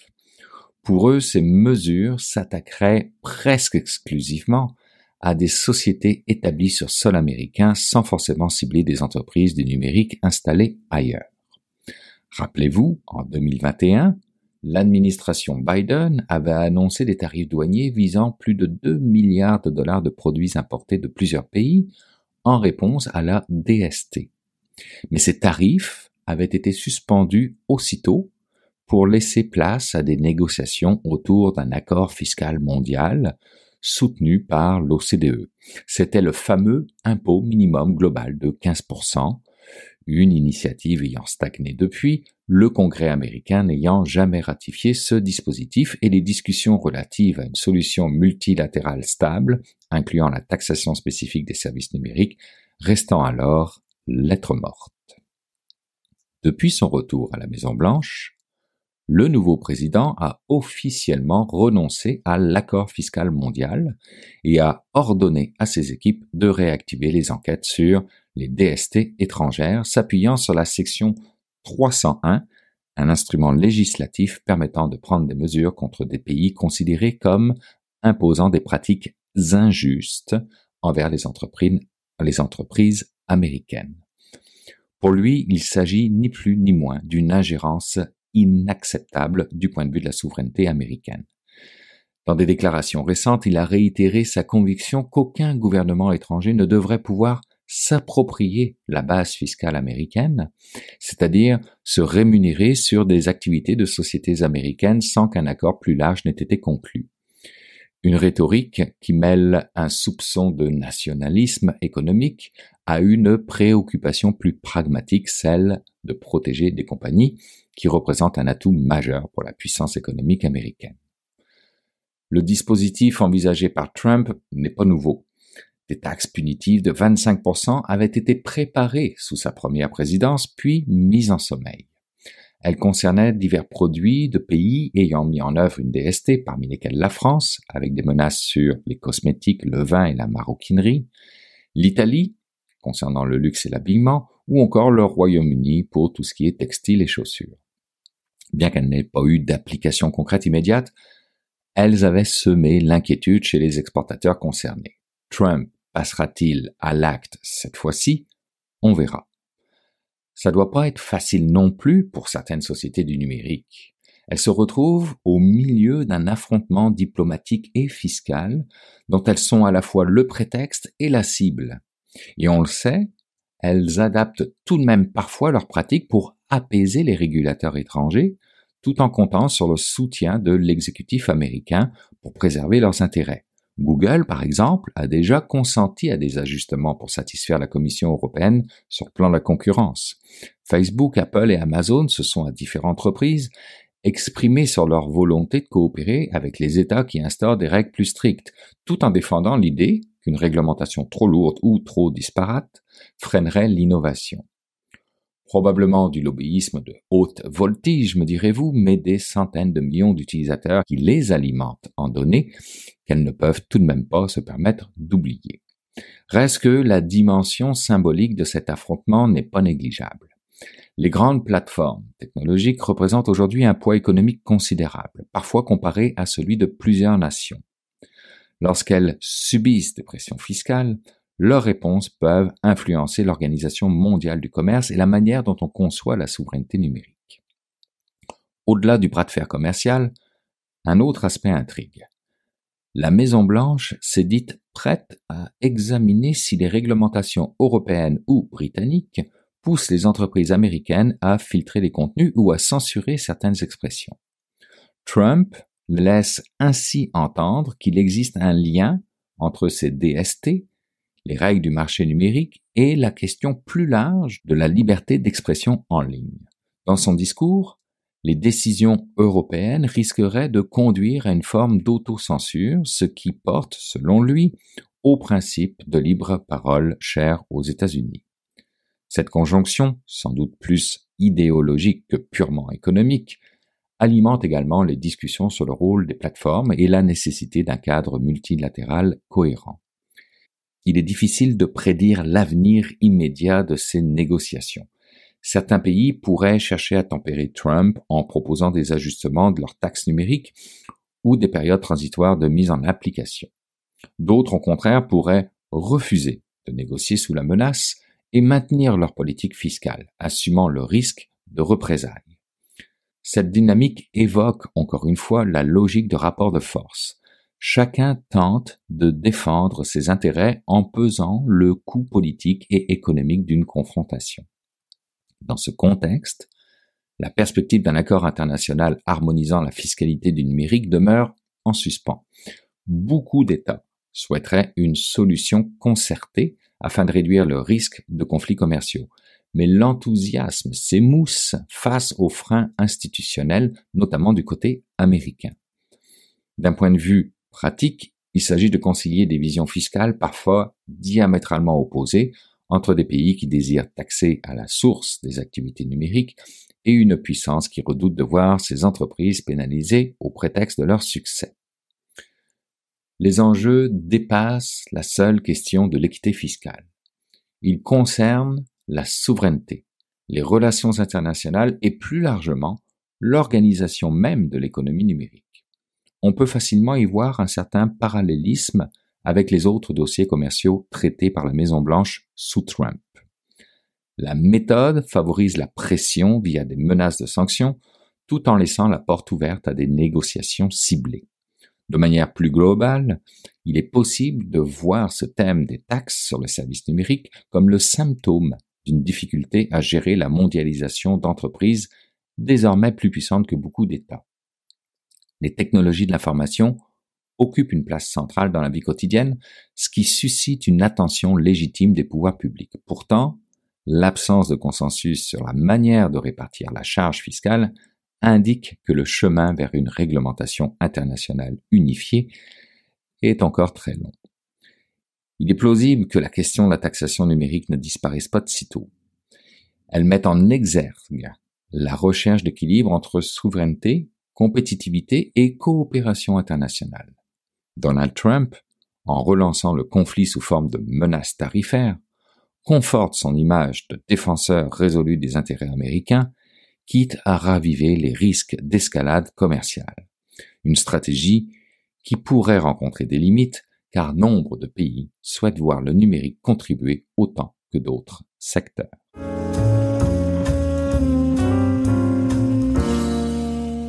Comme à l'habitude, à ce moment-ci, on va aller rejoindre mon ami Jean-François Poulain pour parler UX. Bonjour Jean-François. Bonjour Bruno. Jean-François, cette semaine, tu nous ramènes un de tes auteurs avec qui tu avais déjà parlé, mais ça fait quelque temps, qui là revient dans l'actualité avec un bouquin qui stimule la curiosité. et stimule la curiosité. En fait, c'est un sujet qui se rapproche de celui qu'on a parlé la semaine dernière. C'est le côté business. Hein? C'est le côté qu'est-ce que peut faire le UX? Qu'est-ce que font les méthodologies qui nous alignent vers les humains dans des projets numériques? On l'a vu avec des grands projets numériques qu'on ne nommera pas en ce moment, puis on devine très bien quand on voit les lignes de gens qui se sont amassés devant les bureaux plutôt que d'aller en ligne, qu'il y a quelque chose qui n'était pas considéré au niveau des humains. Et c'est ça c'est de ça qu'on parle avec Rémi Guyot cette semaine, que oui, j'avais rencontré lors de la pandémie. Il était chez Blablacar à l'époque. Et ils ont écrit un livre qu'ils ont testé, d'ailleurs, lui et son collègue Tristan Charvilla. Ils ont testé cette méthodologie-là pendant qu'ils étaient dans une grande organisation pour voir comment on fait pour justement essayer de parler le langage des gens d'affaires, des gens qui veulent avoir des résultats. Et de là, ils ont écrit le livre et apparemment, le livre a été au top, il y a 2 ou 3 ans, je pense, il était au top de sur Amazon.fr. Donc, ça a été un grand succès. Puis c'est quelque chose qui vient, il va être là en avril d'ailleurs, il va venir en parler au public montréalais. Donc, c'est très intéressant. Puis le livre, ça s'appelle Discovery Discipline, la méthode radicale pour exceller en product discovery et donc en recherche de produits, en recherche utilisateur, évidemment. Donc, c'est vraiment super intéressant. Puis, voilà. Bon, je te pose pas plus de questions. On va aller écouter l'entrevue. Jean-François, merci pour cette rencontre, puis on se retrouve la semaine prochaine. À la semaine prochaine. Bye. La manière dont on regarde les sujets de discovery, le meilleur moyen de le comprendre, c'est de parler de ce qu'on appelle la delivery. La delivery, c'est le moment où tu vas mettre en production un service ou un produit pour qu'il soit disponible pour les utilisateurs. Et donc, la discovery, c'est la phase où tu vas essayer de clarifier ce que tu veux passer en delivery. Pour moi, c'est presque la meilleure manière de comprendre ce que c'est la discovery, c'est essayer de réduire toutes les questions qui peuvent se poser autour de qu'est-ce qu'on veut construire, qu'est-ce qu'on veut le mettre dans les mains de l'utilisateur. Et c'est ça qu'on appelle la discovery. Et ça sous-entend bien qu'il y a une notion de découverte. On cherche un peu à résoudre un certain nombre de points d'interrogation qu'on a pour ensuite mettre en production avec confiance l'idée qu'on avait en tête depuis le début. Et quand tu dis la découverte, ça inclut tout ce qui est atelier, tout ce qui est recherche également. Qu'est-ce que vous mettez là-dedans? Ouais. Oui, c'est une phase qui peut être assez large. Et au fond, spontanément, quand les gens, on leur parle de discovery, les professionnels, ils pensent beaucoup à, par exemple, des entretiens avec les utilisateurs. Et ça peut évidemment en faire partie. Mais nous, on se rend compte aussi que parfois, ça peut être des discussions avec le business. Qu'est-ce qu'on cherche à accomplir? Quelle est la vision de l'entreprise? Exact. Parfois, ça peut être de comprendre qu'est-ce qui est faisable techniquement ou pas. Et donc, nous, c'est pour ça que la définition, c'est essayer de résoudre tous les points d'interrogation qui vont déterminer ce qu'on a envie de mettre en production pour de vrai. Et ce qui est rigolo, c'est que on parle, nous, de discovery discipline. Et la discipline en particulier, elle consiste de manière étrange à se poser les bonnes questions. Ce n'est rien d'autre que ça. De faire de la discovery, c'est essayer de se dire, mais en fait, c'est quoi les questions très importantes qu'il faudrait qu'on se pose? Et puis après, essayer d'y répondre une par une. Et c'est un constat aussi de l'industrie de voir qu'on s'est rarement posé les bonnes questions et donc on a rarement les bons objectifs pour partir nos projets numériques. Le plus rigolo par rapport à ce que tu viens de dire, c'est que souvent, il y a des millions de choses qui sont discutées, sauf l'essentiel. Tu as l'impression que tu as discuté pendant 15 minutes ou 15 heures d'un sujet, et puis il y a quelqu'un qui va à un moment dire, mais attendez juste, c'est quoi notre critère de succès, par exemple? Et là, il y a le silence dans la pièce, 15 personnes ont 15 réponses différentes, et on se rend compte qu'en fait, on a beaucoup parlé, mais on n'a pas parlé de l'essentiel. Et donc, la discipline que nous, on pousse au sujet de la discovery, c'est celle-là, c'est de se dire, mais c'est quoi les questions essentielles qu'on devrait se poser? Et puis ensuite, avoir la discipline d'essayer d'y répondre de la manière la plus pertinente possible. Mais oui, parce que c'est des questions d'affaires qui vont nous faire réaliser à la fin qu'on a réussi ou qu'on n'a pas réussi notre projet. Si on ne s'est pas posé ces questions-là, comment pourrions-nous jamais le savoir? Exactement. Et en fait, ce qui est rigolo aussi, c'est que parfois on se dit, non, mais on n'a pas le temps pour ces questions-là. Oui. Sauf qu'en fait, en ne se posant pas ces questions-là, on va perdre du temps plus tard. Et on va en plus créer de la frustration, etc. Et donc, la discipline, elle consiste à prendre le temps, au départ, de se poser quelques questions fondamentales. On a parlé du critère de succès, mais un autre type de question, ça peut être de se dire, mais c'est quoi le problème utilisateur?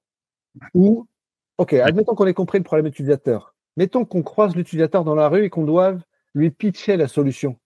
on les pitcherait comment, avec quels mots, avec quelle proposition de valeur? C'est pas des questions qui sont très complexes, et pourtant, combien de projets n'ont pas des réponses claires à ces questions-là? Et ça m'amène à ma prochaine question que j'ai vue aussi dans le livre. Pourquoi c'est difficile donc de structurer des équipes produits comme ça encore en 2025? Énormément cher. Et on semble mettre vraiment beaucoup d'énergie sur l'agilité, maintenant sur Safe. Comment on arrive à faire changer les choses? C'est marrant que tu parles d'agilité parce que quelque part pour nous, avec Tristan Charvilla, donc mon co-auteur, et avec qui on travaille depuis 15 ans sur cette méthode de travail, l'agilité, c'est une source d'inspiration dans la mesure où elle a réussi pour certaines entreprises à mettre un peu de cadre dans une activité qui parfois part un peu dans tous les sens. Et nous, on a l'impression qu'on est au stade, en tant qu'industrie, où on a sûrement besoin de faire un petit peu pareil au stade de la discovery. Il y a une destination dans le livre qui est que les rives sont la chance du fleuve parce qu'elles l'empêchent de devenir marécage. Et donc nous, on aime bien cette phrase-là parce qu'elle consiste bien à dire que on n'a pas besoin de tout cadrer, mais on a besoin d'avoir quand même un certain cadre qui permet de ne pas s'éparpiller. La discovery, elle a une caractéristique, c'est que elle permet tout. Tout le champ des possibles est ouvert au déparrage. Tu peux tout faire. Et ça peut être un petit peu grisant, sauf qu'à un moment, on peut pas tout shipper, on peut pas tout mettre en production. Il va falloir faire des choix, et c'est là où on ramène la discipline, la rigueur, la prise de décision, qui est peut-être pas la partie la plus sympathique ou la plus facile. Donc c'est, je pense, pour ça aussi que certaines équipes passent pas par là, parce que c'est plus rigolo de faire un brainstorm, qu'est-ce qu'on pourrait faire et de trouver 15 idées, plutôt que parmi les 15 idées, choisir la meilleure. J'ai l'impression que entre les grands principes de l'agilité qui ont été définis il y a à peu près 25 ans, oui, et ce qui se passe aujourd'hui, il y a certains principes qui, je pense, ont trouvé leur existence, ouais, et d'autres qui sont un peu dispersés en chemin. Et la connexion avec l'utilisateur ou la connexion avec la stratégie de l'entreprise, elle est parfois un peu réduite à « non, mais ça, c'est le product owner qui s'en charge ». Et c'est un peu réduit à comme si c'était une sorte de petite tâche anecdotique qui était un peu facile à faire parce que le vrai travail, c'est la partie développement informatique. Et quand on travaille dans le design, dans la conception de produits depuis longtemps, ouais, on sait bien qu'en fait, c'est beaucoup plus complexe que ça. Donc oui, c'est deux mondes qui ont complètement besoin de se rapprocher et de se parler encore davantage. On me demande aussi souvent, est-ce que ce genre de méthodologie-là s'applique avec un produit existant? Donc moi, je pense que ça s'applique particulièrement dans les situations où on part pas de zéro. D'ailleurs, ce qui est rigolo, c'est qu'on a tous, au fond de nous, une sorte de fantasme où on aimerait repartir de zéro, tout pouvoir réinventer. Mais dans la majorité des situations, c'est pas ce que l'entreprise a besoin qu'on fasse, on peut pas. Donc, il faut bien que cette méthode, elle fonctionne dans ce cas-là. Et donc, qu'est-ce que ça peut être des projets de discovery? Ça peut être, tiens, c'est marrant, on a régulièrement des utilisateurs qui se plaignent de cette page-là, de cette interface-là. D'où est-ce que ça pourrait venir et puis qu'est-ce qu'on pourrait faire par rapport à ça? Un autre type de démarrage, ça peut être, allez, on est en 2025 et on a ce nouvel objectif d'entreprise qui est une belle stratégie, mais en fait, on ne comprend pas trop comment est-ce qu'elle pourrait s'incarner concrètement en termes d'amélioration du produit. Ça, c'est une deuxième source d'inspiration. Ouais. Ou ça peut être, c'est rigolo, j'ai observé les conducteurs, par exemple, chez BlaBlaCar, la dernière fois que j'ai fait un trajet avec eux, ils ne m'ont pas parlé de quoi que ce soit, mais je me suis rendu compte qu'ils avaient un post-it qui était collé sur le téléphone. C'est le signe de quoi ça? veut dire quoi? Ouais. Tu vois, est-ce que ça veut dire qu'en fait, il y a des informations qui ne sont pas facilement accessibles dans l'application? Tiens, est-ce qu'on pourrait résoudre ce truc-là? Donc, en fait, tu peux prendre le démarrage peut venir de n'importe où, mais comment est-ce que tu parles de cette intuition, de cet objectif pour le transformer de manière aussi fluide que possible en quelque chose que tu vas pouvoir mettre en production? Et donc, c'est ça tout le travail de Discovery. Et c'est aussi pour éviter des pièges, comme on l'entend souvent, des entreprises qui disent on écoute nos utilisateurs et quand ils nous demandent une correction, on la fait. Ou on fait la suggestion texto de la façon dont ils nous ont demandé de la faire, mais c'est peut-être pas comme ça qu'il faut faire. Absolument. Et c'est certain qu'il faut prendre en compte la réalité des utilisateurs, leur perspective, mais par définition, la majorité des utilisateurs ne sont pas des professionnels de la conception d'interface. Donc, la manière dont ils vont l'exprimer, ça va être avec leurs mots, avec leur meilleure idée, mais notre responsabilité en tant que concepteur, c'est de se dire, voilà comment est-ce qu'ils perçoivent cette situation, qu'est-ce que c'est le signe de quoi? Qu'est-ce qu'il cherche à accomplir au fond? Et qu'est-ce qu'on pourrait faire de ces informations-là? Une autre manière de réfléchir à ça, c'est que nous, l'habitude, ce qu'on a observé avec le temps, c'est que si tu poses une question à l'utilisateur, il va te dire une chose. Si tu en poses un deuxième, il va te dire autre chose. Si tu parles à 10 personnes, à la fin, tu as 15 idées à partir du même point de départ. Tu ne vas pas, pour chaque utilisateur, créer une application spécialement customisée pour lui. Donc, il y a besoin de faire des choix, de rationaliser, de parfois factoriser différents besoins en un seul, etc. Et ça doit être ça, la discovery, c'est comment savoir comment prendre un pas de recul et d'effectivement trouver des solutions qui sont rassembleuses pour toutes ces opinions-là, là, finalement. Qui sont rassembleuses en interne et en externe. Parce que parfois, c'est très clair ce que les utilisateurs ont besoin d'avoir, mais en interne, ça va aller au détriment, par exemple, d'un objectif de rentabilité. Ah, ben dans ce cas-là, comment est-ce que tu fais pour résoudre et pour trouver un point d'équilibre? Donc, parfois, tu vas être ton département finance qui n'est pas d'accord avec ton département commercial, qui n'est pas d'accord avec ton département technique. C'est là la magie sur laquelle on doit travailler. Et nous, on croit que ça n'a pas besoin d'être une boîte noire, ça a besoin d'être une série de questions qu'on se pose de manière un petit peu systématique, quoi. Et ça m'amène à une autre question sur la paralysie de l'exploration que vous mentionnez dans le livre. Qu'est-ce que c'est que la paralysie d'exploration, donc? En fait, il y a un concept plus général qui s'appelle la paralysie du choix. Ça, c'est des expériences psychologiques qui ont été faites dans des supermarchés où si tu avais prévu d'acheter un pot de confiture et qu'on t'en propose 3, eh ben, tu vas assez rapidement faire ton choix. Mais si je t'en propose 22, il y a un moment où tu vas tous les comparer et tu vas dire, bon, écoute, faut que j'y réfléchisse, je déciderai plus tard. Donc, en fait, c'est absolument contre-intuitif. Parfois, augmenter le nombre de choix a l'effet inverse, c'est que ça te paralyse au lieu de t'aider à choisir. Et ben, on a exactement le même phénomène dans la discovery, c'est que si tu fais ton travail correctement, tu as besoin de passer par une phase où tu vas, comme on le disait tout à l'heure, ouvrir le champ des possibles. Au départ, on a une idée, mais on se dit, mais on pourrait faire quoi d'autre? Et puis, qu'est-ce qu'il y aurait comme autres idées? Et tu multiplies les idées, et au bout d'un moment, elles sont toutes appétissantes, ces idées. Et surtout que je pense que, en particulier les designers, ont un talent qui se retourne contre eux, l'empathie. Et qu'une fois que tu as entendu un utilisateur te parler d'un point de douleur, comment est-ce que tu fais pour te dire celui-là, je vais pas en tenir compte? C'est terriblement difficile. Donc, cette empathie-là, elle a un impact émotionnel sur ta capacité à prendre des décisions et tu peux appliquer tous les frameworks, tu vois, rationnels. Il y a cette envie de satisfaire l'utilisateur qui vient d'une bonne motivation qui finit par te paralyser. Et donc, quel conseil tu donnes et comment une entreprise, une organisation, une start-up qui se retrouve, comment ils font? C'est quoi le premier conseil que tu leur donnes pour tomber dans ce mode discovery, dans ce mode de découverte-là? Alors, la réponse longue à ta question, elle tient en un livre qui s'appelle Discovery Discipline, puisque c'est vraiment un manuel pour répondre à cette question-là qu'on a écrit. Ouais. Et la réponse courte, si tu veux démarrer de la manière la plus simple, c'est de se dire, moi, la question, j'ai l'impression, qui apporte le plus de valeur parce qu'elle n'est pas suffisamment posée, c'est quel est votre critère de succès? Et une autre manière de le dire, c'est projetons-nous dans 6 mois, admettons que tout ce qu'on a fait s'est parfaitement passé, on va le savoir comment? On va observer quoi? De la manière la plus visible, la plus palpable, la plus concrète possible. Ouais. On parle de quoi? Et l'exercice rigolo qui peut être fait, c'est de ne pas faire cet exercice tout seul, mais de le faire avec ses collègues. Mais on pose la question, chacun écrit la réponse sur un bout de papier et on compare les réponses. Et la différence des réponses, parce que ça, je m'en mets ma main coupée qu'il y aura des réponses différentes, va provoquer une excellente conversation qui va être le point de démarrage d'un travail de discovery très intéressant. C'est super intéressant.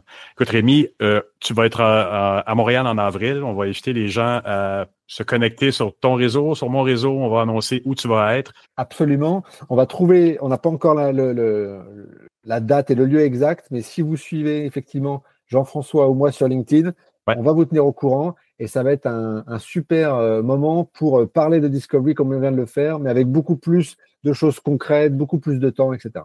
Absolument. Rémi, j'aimerais te remercier vraiment beaucoup pour ton temps aujourd'hui. Merci Jean-François.